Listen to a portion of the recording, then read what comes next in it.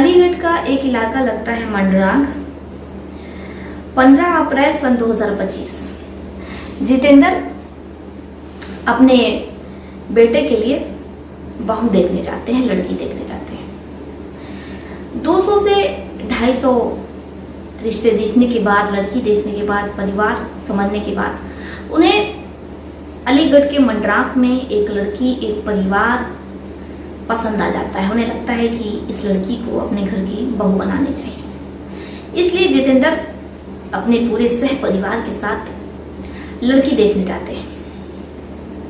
उन्हें लड़की का स्वभाव, लड़की का चाल चलन, परिवार सब कुछ पसंद आता है।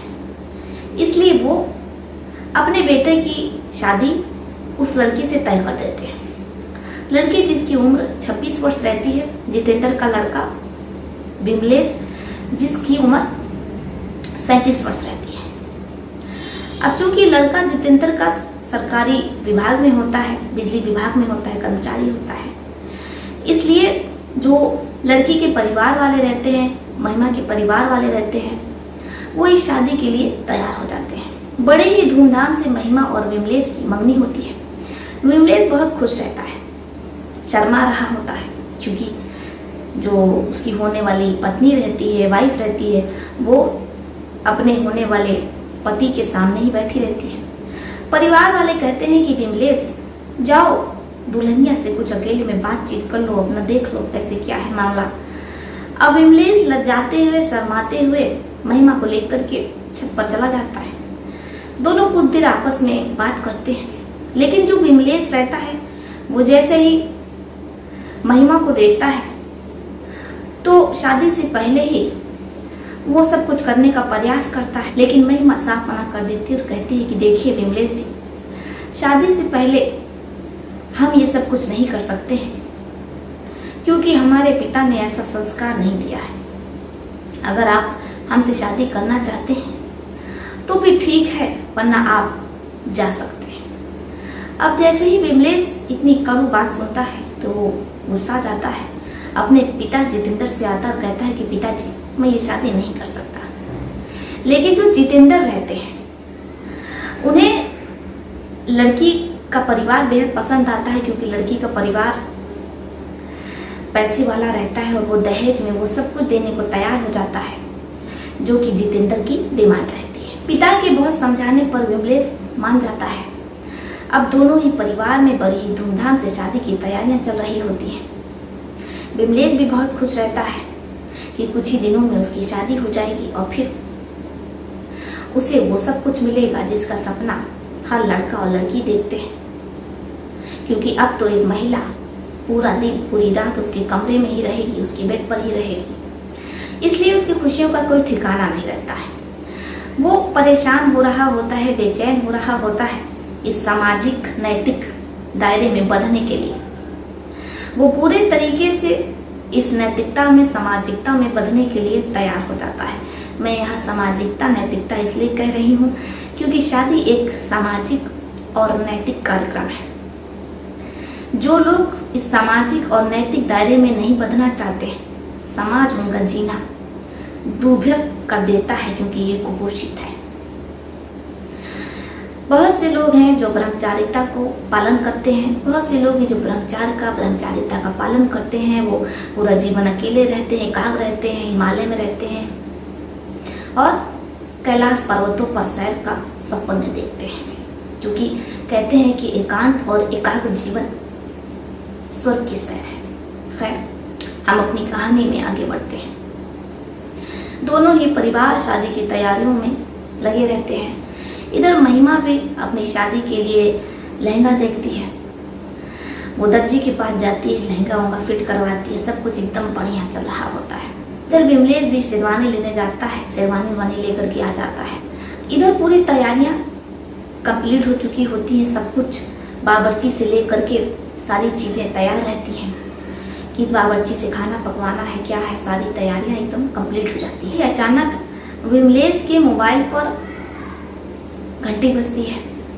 विमलेश फोन उठाता है तो विमलेश का पूरा जीवन ही पलट जाता है। जिस चेहरे पर मुस्कान रहती है उस चेहरे पर दुख के आंसू साफ झलकने लगते हैं।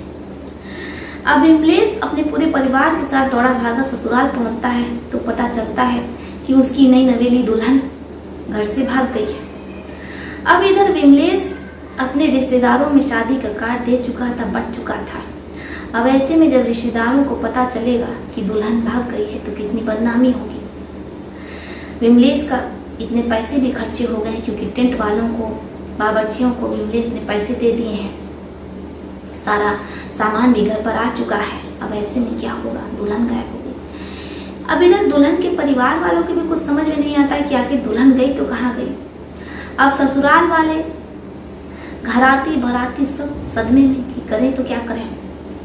पुलिस को सूचित किया जाता है, पुलिस आती है, पूछताछ होती है, दुल्हन के नंबर को ट्रेस किया जाता है, लेकिन दुल्हन का नंबर स्विच ऑफ रहता है।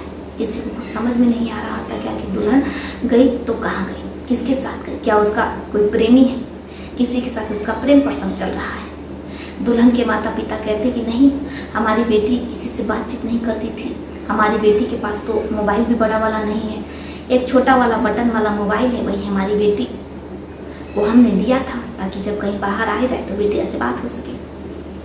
अब किसी को कुछ समझ में नहीं आ रहा होता है। इसके बाद जो विमलेश होता है अपने पापा जितेंद्र को फोन लगाता है, लेकिन जितेंद्र का नंबर भी स्विच ऑफ। जितेंद्र अपनी मम्मी को फोन करता है तो उसकी मम्मी कहती है कि बेटा सुबह से ही तुम्हारे बाबूजी कहीं घर में दिखाई नहीं दे रहे हैं। अब कहीं ना कहीं विमलेश को कुछ शंका होती है। इसके बाद विमलेश लगातार अपने पिता को फोन लगाता है, लेकिन नंबर स्विच ऑफ। पुलिस वाले विमलेश की नंबर को ट्रेस करने की कोशिश करते हैं, लेकिन नंबर ट्रेस नहीं होता है। अब लगभग एक साथ ही ससुर भी गायब है और दुल्हन का होने वाला दुल्हन भी गायब है।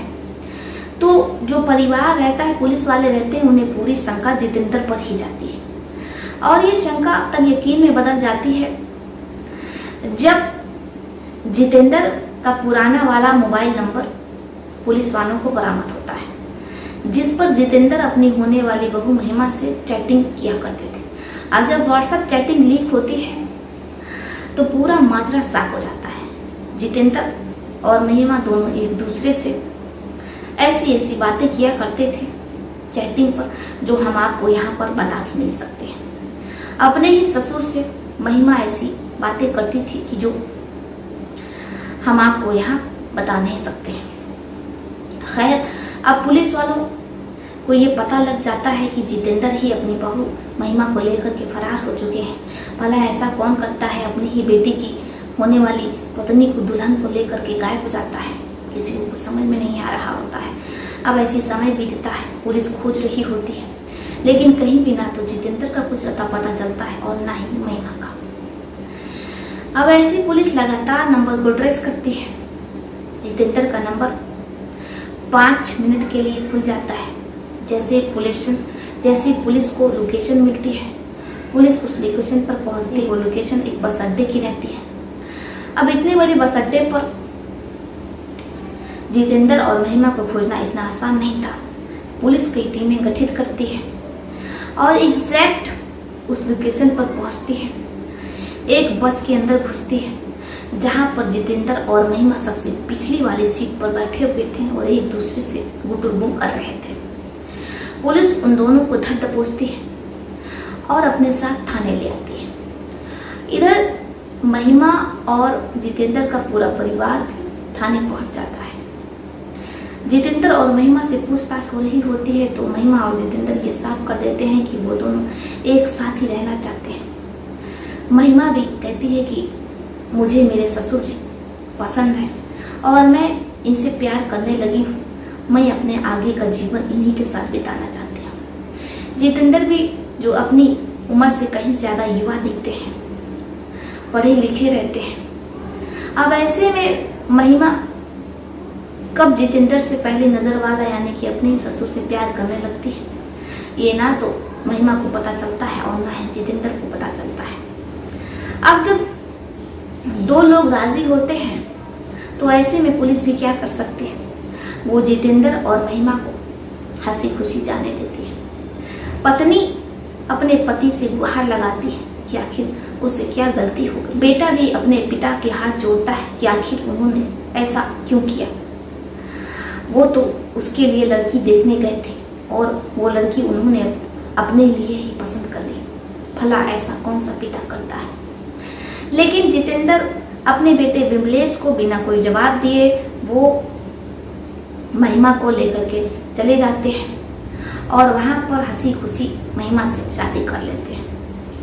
एक पिता जो अपने ही बेटे के लिए रिश्ता देखने जाता है, उसे अपनी होने वाली बेटी की पत्नी ही पसंद आ जाती है। क्या कहा जाए। आपका इस सच्ची घटना पर क्या विचार है? आप अपनी अपनी राय हमें कमेंट बॉक्स में लिख सकते हैं। तो चलिए फिर चलती हुई मिलती हूँ आपसे किसी और सच्ची घटना में। तब तक के लिए आप अपने परिवार का ध्यान रखिए। आदाब, सत श्री अकाल, नमस्कार। दोस्तों, वैसे तो मैं एक गायिका हूँ और मैं जल्द ही आप लोगों के लिए भोजपुरी गाने लाने वाली हूँ। आशा करती हूँ कि आप लोग मेरे गाने को और मुझे सपोर्ट करेंगे। मेरा सपना था गायक बनने का और अब मुझे लग रहा है कि इस सपने को साकार करने का समय आ गया है। तो चलिए, बस आप लोगों को ये गुड न्यूज़ देनी थी कि जल्द ही मैं अपना भोजपुरी में गाना लाने वाली हूँ। आप लोग बस अपना आशीर्वाद बनाए रखिएगा।